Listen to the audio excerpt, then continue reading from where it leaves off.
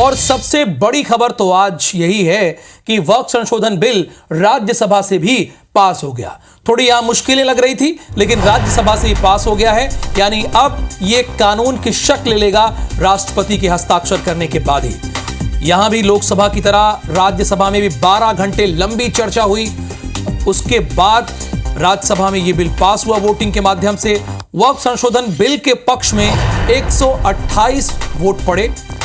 वक्फ संशोधन बिल के विपक्ष में, यानी ये बिल नहीं चाहिए, इसके पक्ष में 95 वोट पड़े। यानी ये बिल नहीं चाहिए, ये बिल चाहिए 128।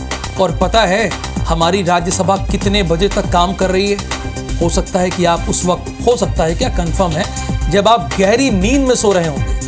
गहरी नींद में सो रहे होंगे, यानी रात 2:36 पर राज्यसभा में यह बिल पास हुआ है। बिल पर अपने हस्ताक्षर करेंगे, ये कानून की शक्ल ले लेगा, यानी कानून बन जाएगा। राष्ट्रपति की स्वीकृति के बाद ये कानून बनेगा। बहुत तीखी बहस हुई, विपक्ष की तरफ से भी बहुत तर्क रखे गए, चाहे संजय सिंह हो, इमरान प्रतापगढ़ी हो, मल्लिकार्जुन खड़गे हो। इन्होंने इस बिल को आड़े हाथों लिया और अपने तर्क दिए।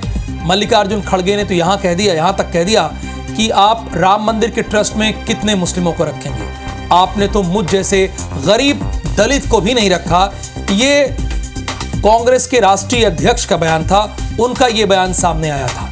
यानी यहां भी तीखी बहस देखने को मिली, जिस तरह से लोकसभा में देखने को मिली थी। लोकसभा में तो AIMIM के चीफ असदुद्दीन ओवैसी ने बिल की कॉपी फाड़ दी थी और तर्क दिया था कि मैं महात्मा गांधी की तरह ये कर रहा हूं। यानी अब वक्फ संशोधन बिल में किसी तरह की कोई रुकावट नहीं है। लोकसभा में पास होने के बाद राज्यसभा में भी पास हो गया है। अब ये राष्ट्रपति के पास भेजा जाएगा और कुछ ही दिन में ये कानून बन जाएगा।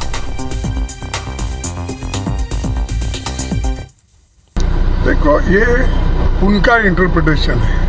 हमारा इंटरप्रिटेशन जो है हमने उनके सामने रखा, लेकिन अगर वो नहीं मानते हैं तो इसका मतलब है कि पहले से वो नकारात्मक स्टैंड लिए हैं, वो उसको आगे चला रहे हैं। तो पारित तो हो गया है और बहुमत इतनी ज्यादा भी नहीं है, 128 उनके पक्ष में और 95 हमारे पक्ष में। और इससे साफ जाहिर है कि जो समाज में बंटवारे की राजनीति हो रही है, उससे समाज का नुकसान होगा और देश का नुकसान होगा। संसद ने फार्म लॉज भी पास किए थे, बड़ी लंबी बहस हुई, बहुत मीनिंगफुल कंट्रीब्यूशन विपक्ष ने भी किया। सत्ता पक्ष के साथ दिक्कत क्या है ना, जो कि मैंने अपनी बातचीत में भी कही, एक संजीदगी, एक बड़ा हृदय दिखा करके आप पूरे डॉग विसिल को आधार बना करके जो करने की कोशिश कर रहे थे, वो कतई उचित नहीं था। मुस्लिम समाज जो वास्तव महिला है, जो गरीब है, जो पिछड़े हुए हैं, जो उनका इसमें कल्याण होगा। शायद ये पता था, तभी इस चर्चा में ना तो राहुल जी बोले, ना प्रियंका जी बोली, ना सोनिया जी बोली।